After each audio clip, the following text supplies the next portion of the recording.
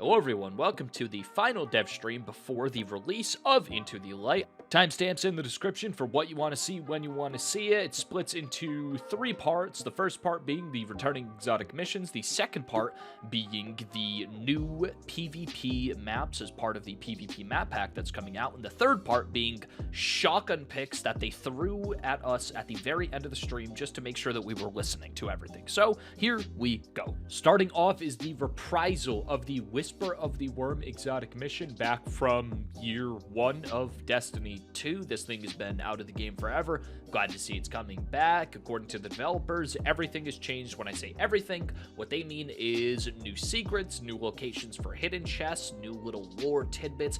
Basically, don't expect the same chests and the same pieces of lore to be in the same location as it was last time. Same goes for the other reprised exotic mission.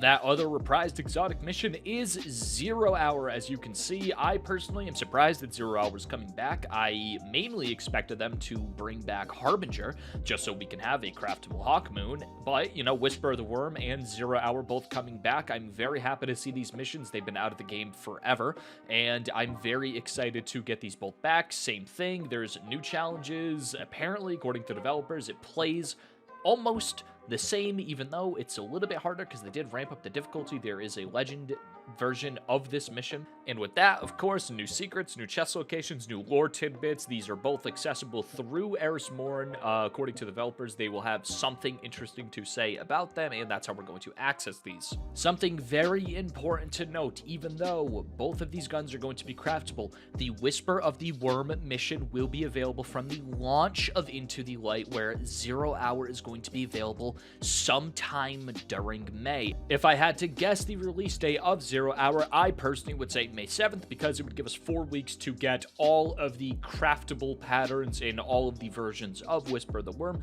before then moving on to 0 Hour. But after they're both released, these things are going to be available. They're going to be free to play for everyone. And as you can see on screen, with these new missions coming back, these weapons are now going to be craftable. Say bye-bye to your old Whisper of the Worm that you've had since Warmind. We are crafting these now. So just a quick look at the perk. The barrel and the magazine perks are fairly standard. You can max out the stability finally on Whisper of the Worm. Slightly more interesting are going to be the new trait perks. You still have Mulligan, but we now have access to Field Prep, No Distractions, and Enlighten Action. Now, in my opinion, Field Prep is going to be the best of the 4 of these perks, simply because the reload speed you get from crouching is unmatched, plus you get bigger reserves. With Whisper of the Worm specifically, the base ammo capacity is being increased from 18 rounds to 24 rounds in reserve. So keep that in mind. Combining Field Prep with an increased ammo pool means that we might be able to squeeze 30 plus rounds in reserves out of Whisper of the Worm. And besides that, Whispered Breathing stayed the same, and you have your access of stocks. We're going to have to play around with these to see which one feels the best, but I think that maxing out stability might be the best answer. Moving on to the revised Outbreak Perfected, just as you would expect, the barrel perks are going to be as standard. They're the same for every gun. Same thing with the magazine perks. You can get extended mag on Outbreak Perfected. Being able to increase the magazine to 42 rounds could be useful in a PvE scenario, having those extra rounds just to keep up a constant stream of fire. But the thing I'm most excited about is that we can now finally replace Outlaw, and to see which perks that they've given us, we have Outlaw, Rapid Hit, Rewind rounds, and Headseeker. I think this is going to be very, very cool. Rewind rounds specifically for PvE, and Headseeker specifically for PvP. On this particular archetype of 450 auto rifle, Headseeker does result in a quicker time to kill if you aren't hitting all headshots all the time. Headseeker is great on 450 RPM auto rifles. I've completely changed my mind after playing with it for a couple of weeks, but Rewind rounds to get those massive damage, sustained damage bursts with the extended mag, and Headseeker is going to be okay. This version Outbreak Perfected, like I said, is going to be available starting in May. Moving on to the Crucible map pack, we have 3 maps that we're getting. The first one that we're looking at now is going to be called the Eventide Labs. This is a map set on Europa. I think that it looks interesting. It feels like it's going to play very similar to Scavenger's Den or Smuggler's Den, that map from Destiny 1. That was one of my favorites back in the day. This is our first map we are getting on Europa. I love the setting. I love the scenery of Europa. As you can see, that is Aramis's Catch. That is the theme of this map. This is just a refueling station. This is the middle, the real point of contention for the map. And I'm just going to stop talking, and I'm going to play the footage on increased speed just so you can get a look at this map in its totality as the developers showed us.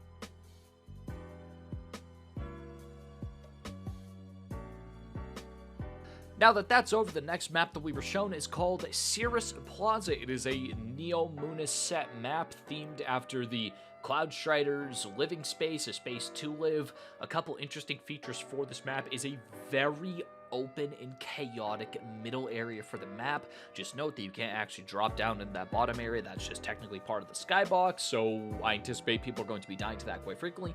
But this whole area in the middle is ripe for longer range combat, hand cannons, scout rifles, etc. The heavy point is very risky to take. I think that this map is also going to be a particularly good one. It looks very open, and we should have an absolute field day finding different angles to attack on this one. I think this will be better for 6s than it's going to be better for Trials of Osiris, but we'll just have to see how it plays. Once again, I'm just going to stop talking and speed up the footage to show you what the rest of the map looks so we don't take all day.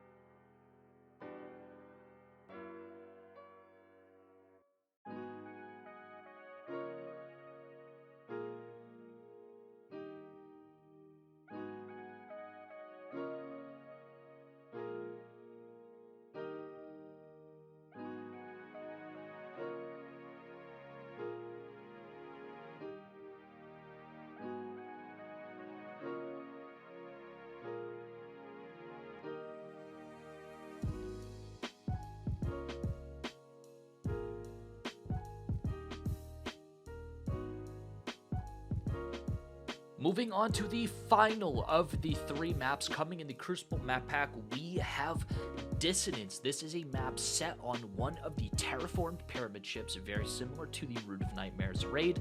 This one, it's in the skybox right outside the Traveler. We'll be able to see that momentarily. Beautiful skybox. Bungie knocked it out of the park visually with all 3 of these maps. I feel that they all are incredible. Bungie always does a very good job at making maps, making them look beautiful. With this map specifically, during the live stream, they mentioned the fact that they brought in external testers of content creators and people that were community members of the game. Not your standard go-to game testers, but people like me or like any other YouTuber you might see, even though I didn't get a chance to play this one. They specifically mentioned receiving very, very harsh feedback for this map, and it was early enough in the development where they were able to redo most of it. So I dread to think what the initial version of this map looked like, where they have to specifically mention on stream that their testers were brutal when tearing them apart for the design of this map. However, I'm just going to be quiet and I'm going to let the rest of the map play out before jumping into the final part of the dev stream.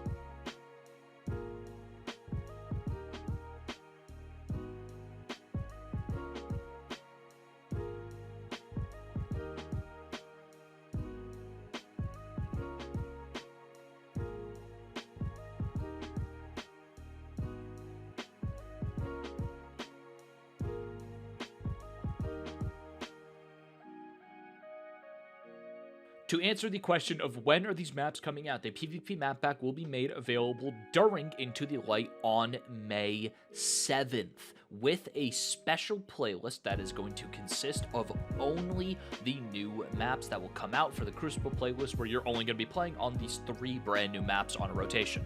Also, the thing in this dev stream that personally is most exciting to me is the new raid-based playlist / game mode called Pantheon. Pantheon is going to be essentially a gauntlet of raid encounters with varying levels of challenge, difficulty. They're going to get harder and harder the longer they're out and the more time comes by. We're going to learn more about that at a later date. We'll update you when we have that information. Very excited for the idea of this Pantheon game mode.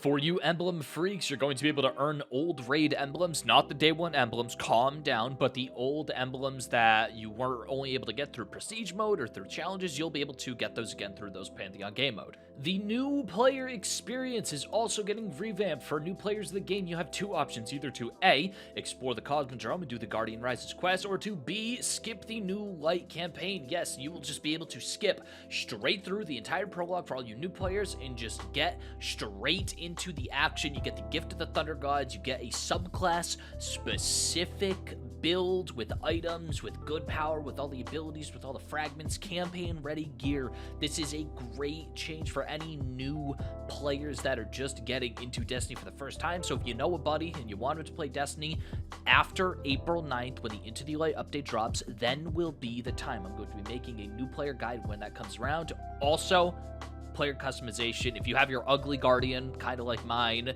the Destiny 2 character creator isn't the best, but if you want to spice up your Guardian's looks, you can't change their race, but you could change their hair, their markings, their lipstick, eye color, etc. We are also getting 1 additional name change token with the launch of Into the Light. 1 more name change token. It stacks with your existing name change token. If you're like me and you never changed your name, you're going to have the chance to change your name once Into the Light launches. Finally, last things last, a special Final Shape developer gameplay preview. This is a surprise stream. We weren't expecting this one.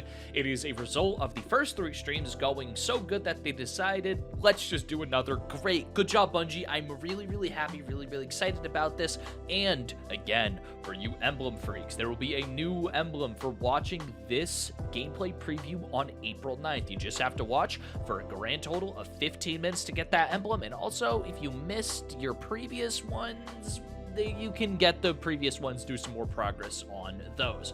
Besides that, this was my breakdown of the final developer stream for Into the Light. We're going to be getting all of this content available made to us on April 9th, with the exception of some of the map packs and one of the exotic missions. Most of the content will be available on April 9th. The more of it will become available on May 7th. Besides that, let me know what you think. I appreciate the heck out of Bungie for doing this. This is a great step in the right direction. Dev streams being back is better for the players, and hopefully they continue this model of actually showing us what we're going to get before we get it. Besides that, I just want to thank each and every single one of you for watching today. Let me know what you think down in the comments. Like, sub, comment, and you have a joy the rest of your day. Have a great rest of your week.